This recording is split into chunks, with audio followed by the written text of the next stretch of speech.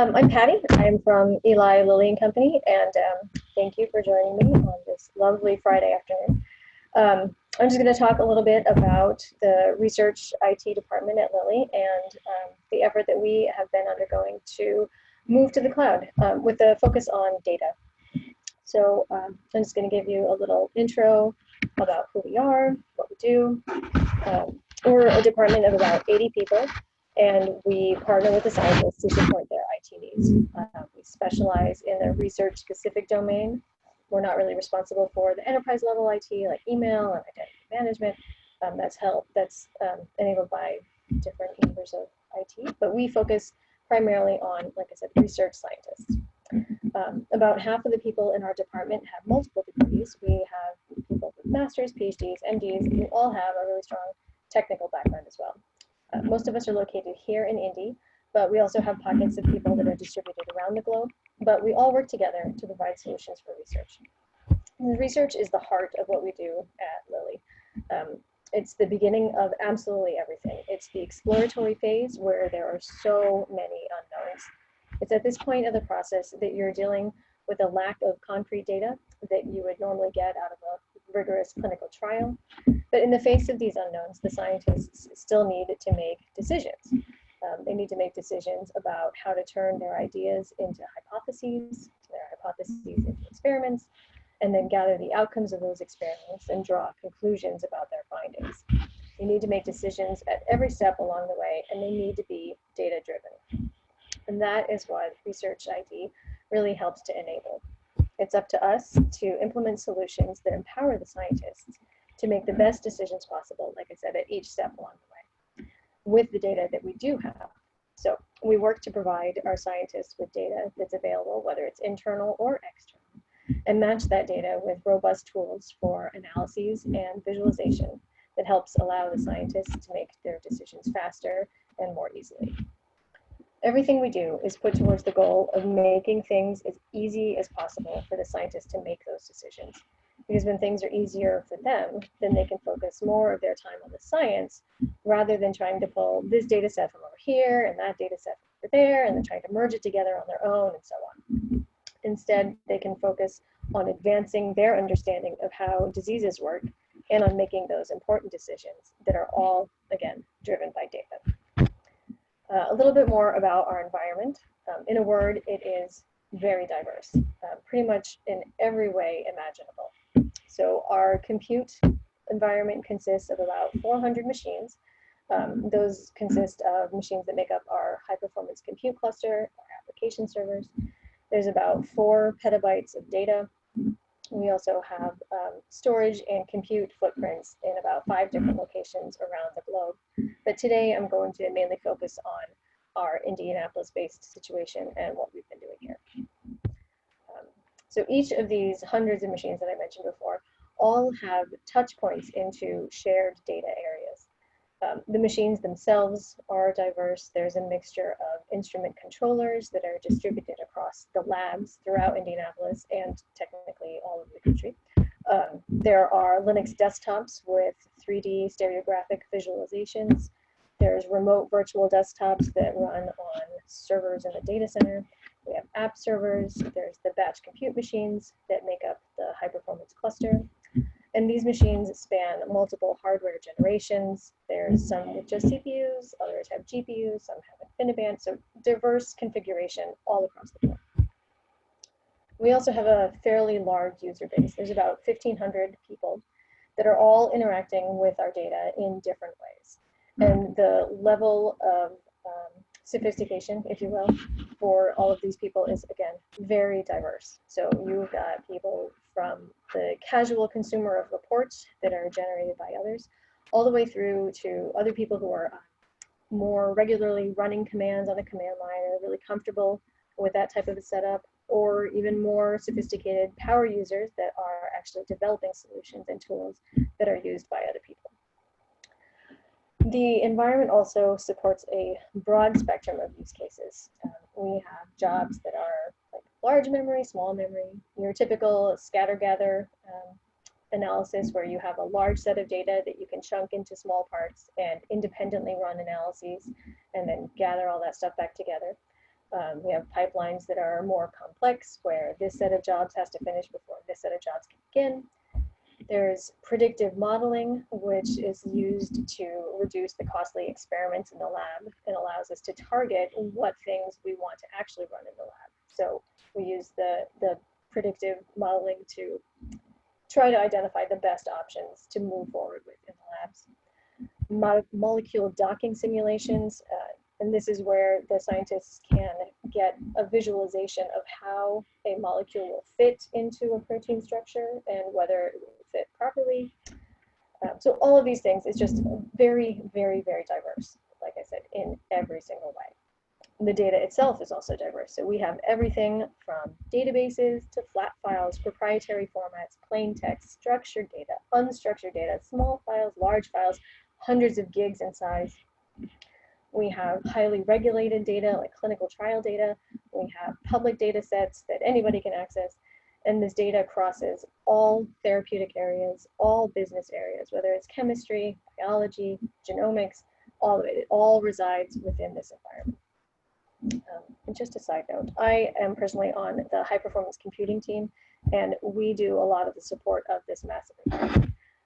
We use tools to try to help minimize the complexity from our perspective to maintain installations of software and programming languages and RStudio, Shiny, Jupyter Hub, and some of the basic tools that are used by everybody. We use a combination of Chef and Jenkins with GitHub so that all of our deployments are as automated as possible. It's not exactly the focus of today. So if you have questions about those things, I'd be happy to talk about them more in the breakout session. But anyway, back to our data. So on top of all of that diversity and complexity, there's an additional challenge of the explosion of data generation that is due to the drastically reduced costs in technologies that generate this data. So here in this slide, the costs of DNA sequencing generation and how cheap it has gotten over the years. And you can kind of think of this as a comparison to the cameras that we all had on our phones like 10 years ago. Sure, we take pictures, we wouldn't take a lot of them because we didn't have a place to put that storage. Well, now we can take millions of pictures, and they're all way better, higher resolution, and they take up more space, and we keep all of them. So it's kind of comparable. So we are generating more data because it's a lot cheaper to do so, and we're keeping more of it. So our consumption is growing faster than the price of the reduction in the storage to keep it. So this cost reduction for data generation is true for scientific instruments as well.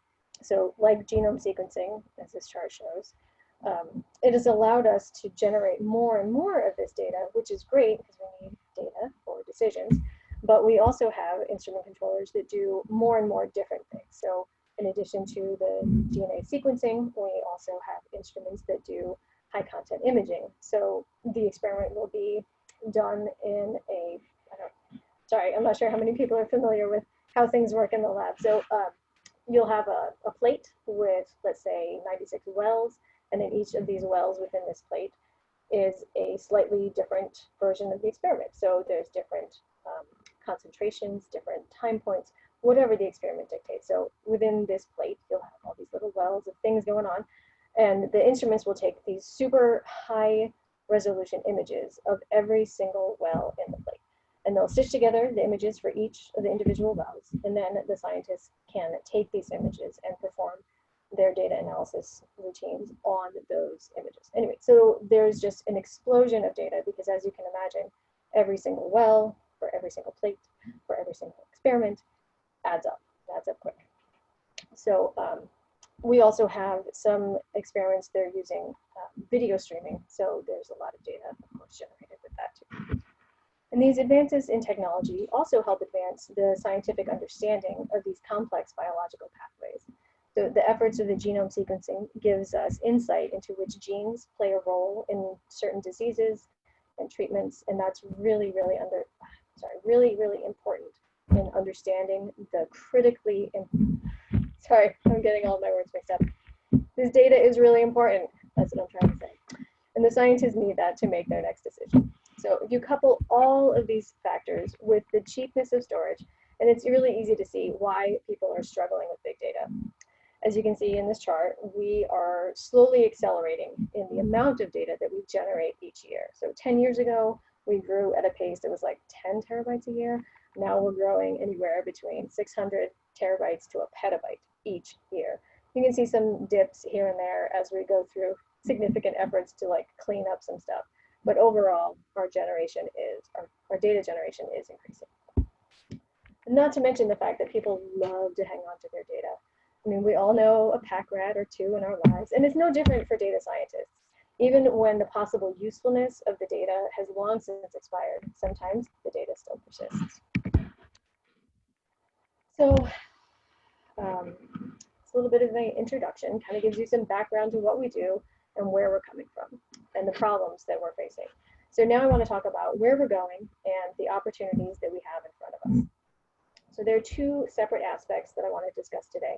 One part is like the greenfield aspect, and that's greenfield, not Greenfield, Indiana, but the greenfield aspect where we're starting from scratch with new capabilities to meet the needs of our scientists through innovative and forward-thinking strategy. And the second part is how are we going to handle this legacy of data, or the brownfield things. Like any large organization that has been around for a few decades, we have struggled. I mean, technically, we've been gathering data for a really long time, but in particular, the last few decades, we really struggled with wrangling this data into order. It's easy for the data to sprawl and for people to do their own thing, leading to chaos. But in order to really provide an innovative solution for this data consumption and the analysis part, we really needed to start fresh with a brand new approach. So this new approach is called research.data. It's a platform to make everything more easily available. So we started with the foundation of 4 main principles to make the data fair: findable, accessible, interoperable, and reproducible.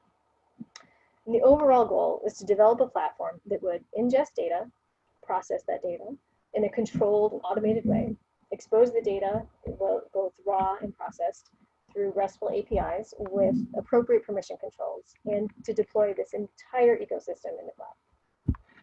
The first step in all of this is to ingest the data. And the intention for is for the data to ingest both internal lab and clinical and experimental data, as well as external literature and experimental data, and get all of this into a federated data lake. And in order to bring the data into the lake, it must adhere to a set of well-defined ingestion requirements. This includes relevant information about how the data was produced, when it was generated, who was responsible for it, etc. There must also be a defined ontology for the data that allows this to be integrated in the other data in the lake. We are leveraging ontologies that were developed by the National Institute of Health, or the NIH, and the European Bioinformatics Institute. And together they invested in an effort to provide a framework for high-quality data assets called FHIR, or F-H-I-R, which stands for Fast Healthcare Interoperability Resources. Anyway, this technology is used to harmonize data from highly heterogeneous data sources into a common terminology and access system. So basically, this helps us understand that the term male in one data set is comparable to the term M in another data set, or that a data that's called gender in this one data set over here is called sex over here, and these two really mean the same thing. So these ontologies allow searches to be performed across all of these heterogeneous data sets without the user having to know all of these quirks and inconsistencies amongst them. So anyway, after the data is confirmed that all the requirements have been met, then the data is automatically fed into the components that do the various processing steps, like normalization or standard transformations or novel analytics, whatever may be defined for this type of data set. And then at the end of that step, a new batch of data products are generated and automatically registered into the system, all while capturing information about the analyses that were run. So this addresses the reproducible principle because it allows you to go back and rerun these analyses again in the future. All of the data, including the raw processed data products, they're all exposed through RESTful APIs, and that ensures that the data is accessible by anyone who has the appropriate permission to do so. This also means that the data can then be consumed programmatically by other systems, which addresses the accessible and interoperable principles. The solution facilitates faster data searching through a searchable catalog and supports the use of common language and vocabulary through dictionary and supporting ontologies that we were talking about a bit ago. And this addresses the findable principle. It also provides a way for scientists to explore and interact with the data through a virtual workspace. And this kind of interaction is similar to how they've explored their data in the past and provides them with a comfortable and well-known environment to work in. So this is great. So now we have this well-defined process, well-defined data that makes it trustworthy and reliable, and the scientists can use it to make decisions that we were talking about earlier. So great, now we've got this wonderful system with all of these great things, but what about all that legacy data that we've been carrying around for decades? Multiple petabytes of content that have been generated outside of our lovely new ecosystem. So what do we do and how do we handle that problem? So for an organization that, like I said, has been accumulating data for decades, we have collected a lot of data. Over time, the hardware that hosts this data has changed and evolved. But as we discussed earlier, the pace of growth is outpacing the decrease in storage costs. So for us, we need to do something different. The challenge is that many of our file systems have been around for so long that there are so many applications that are now tightly coupled with these file systems because they have hard-coded paths. And this makes the environment rather fragile and difficult to do any wholesale migrations. And again, due to the age, and the sprawl, and the use over the years, there are unknown unknowns. What will break if we move this area? Who knows? So ideally, we may want to start shoveling this data into our new research.data system, ingest it, have it ready to go. But in order to do that, we need to meet all of those requirements that I mentioned earlier, all of those details about how the data was generated in order to ingest it in the first place. Much of this information is not readily known. The subject matter experts may have left the company, or the conditions of the experiment are buried in a notebook or off in a database, or maybe no one even knows. So the burden to get this into the research.data platform is not insignificant.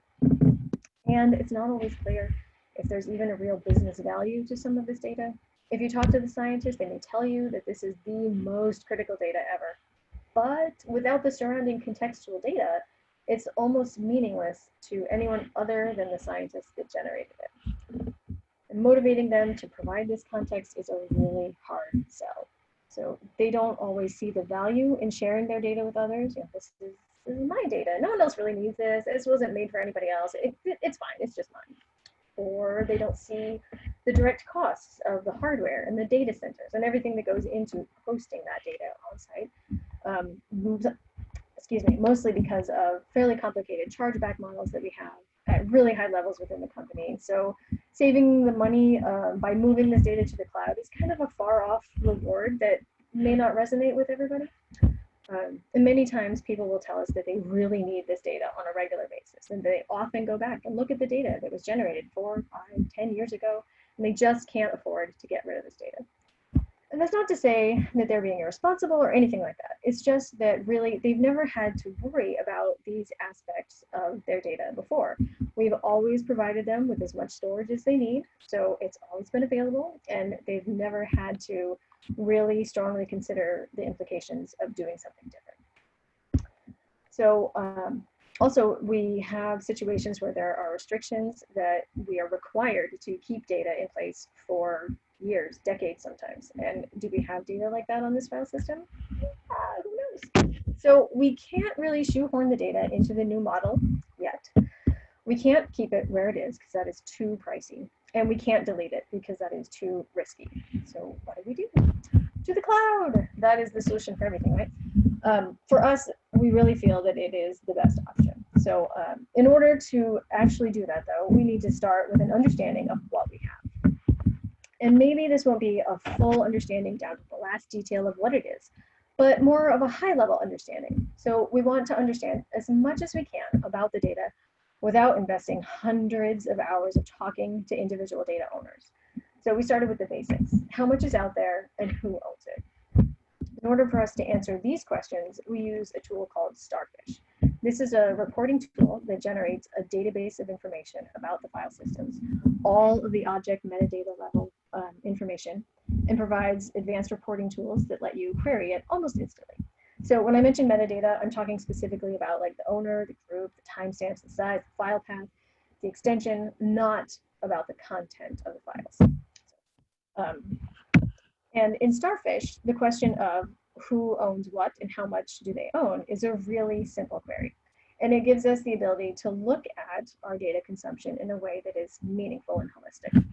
And we found that across our roughly 2,000 users in the environment, only the top 50 account for 80% of the storage use in our environment. So we took a pool of 2,000 people and shrunk it down to 50 that we could focus on and have a really meaningful impact as far as where we can target our efforts to move stuff out to the cloud. So next, we wanted to know where their content resides and how much of their data is cold. Again, Starfish to the rescue. So here we have a chart that shows like each row in this chart is representation of a file system. And then within each column, you have basically like a bucket of data that is, this is by access time. So how much data has been accessed in the last month, how much data has been accessed in the last 1 to 2 months, 2 to 3, 3 to 6, so on and so forth. And that last column shows the amount of data that has not been accessed in at least 3 years, 3 or more years. It has not been touched. So that bucket right there is our prime candidate for stuff that we are relatively confident can move to the cloud. No one will ever know. They won't know until they actually need it. And I'll get to that in a second. So now that we have this information, we work directly with the subject matter expert of the data in that area. And we talk to them about the cost challenges that we're facing, about the data that they own, and about a new approach that we would like to use on their data to push this content out to the cloud. We get a better understanding about their situation, and we start to ask more questions and drill into the content some more. Like, where is this data? Where did it come from? Is it from an instrument controller? Is it tightly coupled to a database? Is it actively accessed after it's generated? Or do you just do a one-off analysis and then forget about it? How do people access it today? Like all of the things that you would want to know about the data. And then based on the answers to those questions, we decide whether or not this data is really a good candidate to move to the cloud, or if we could do something else for them, which I'll get to in a minute. So if they are a good candidate to move to the cloud, and when I say to the cloud, I just mean archived in an S3 bucket and not through the research.data process. So if they are a good candidate for that, we work with them and we ask them to identify a few directories here and there just to get them comfortable with the notion of what we're doing. So find some directories that you're not actively using anymore, tag them in Starfish. In addition to being a reporting tool, Starfish also has the capability of running automated jobs, and you can do this through cron, and it will look for particular scenarios like all of things that have a specific tag or whatever. And then you can execute things like an archive job, which will identify whatever needs to be archived and then push it off to the archive target that you have defined. We're using an S3 bucket because that makes the most sense for us, but it supports other things. Anyway, if you have more questions about Starfish, I will happily talk to you all day long about that. Anyway, so through this incremental approach, we allow them to get comfortable, like I said, with the notion of their data being moved. So after the data is moved out to an S3 bucket, a file is left behind on the file system and gives them information about where their data has moved to. It's kind of like a little warm fuzzy. It provides them with a full listing of the content that used to be here and gives them instructions on how to retrieve it if they need to in the future. We also create a JSON file, like a manifest, that contains all of the relevant information about the data that used to be there in a machine consumable format, which may be important in the future. So after some time, when the people are comfortable with this approach, we work with them to define some basic scheduling definitions around automating this migration of content. Then they don't have to go into the tool and tag things manually. We just let Starfish identify the appropriate content and move it off in the background after an item has reached X years or however many months, whatever is appropriate for that particular scenario. And if this data is really cold, then we can set policies on the S3 bucket that will force the content down to Glacier immediately, thus reducing our costs even more. And now that we've put some targeted effort into understanding this specific use case for the people in this particular area, we can start to develop a better understanding of their holistic needs. So in many of the cases we've worked with so far, it has been labs that are gathering data from an instrument and then running those analyses locally on their desktops, which is obviously not so great because they don't have a lot of power to do heavy analytics. So once we understand their data and the tools that they're using, it's possible for us to set them up with a way to feed their data directly into the cloud and directly into research.data. And then we can provide them with the compute power that is orders of magnitude greater than anything that they've been using before now. And this obviously provides them with the benefit of decreasing the amount of time it takes to turn their data into information, which is really what it's all about.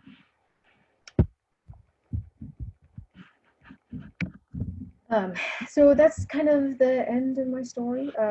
In conclusion, the effort that we've taken in this two-pronged approach is to manage the data that we are able to deliver innovative solutions to the scientists who can take advantage of them today, also while reducing overhead costs of maintaining this legacy content. So the next step in our journey is to put the research.data platform to work. So the first consumer of this platform was a suite of tools collectively called Lilly Insights for Genomics and Human Trials, or LIGHT. These tools provide the ability for scientists to hunt for information about specific targets, to search for tissue expression levels, analyze and visualize multiple oncology-related data sets, bring them together, identify novel targets, like all of the things that you want to be able to do that we could never do before because all of our data was scattered everywhere. So now that we have this wonderful system, we can implement tools faster and people can share things together in a more meaningful way. And our solutions are far more efficient and effective, way more resilient because they're in the cloud and they have all the redundancy built in all along the way. And because we used all of the native and innovative things from the cloud, we've just, I don't know, we're in a new space that is just fantastic and I'm so excited about it. Anyway, all of that is so that we can pull together the things that the scientists need to give them the ability to make decisions faster. That's really what it's all about. So as we continue to herd our collection of data to the cloud, we'll spend less time on systems and money of the past and allow us to deliver more and more value to the scientists. That's really all I have. I really appreciate everybody who has listened to me. Thank you so much. And do you have any questions?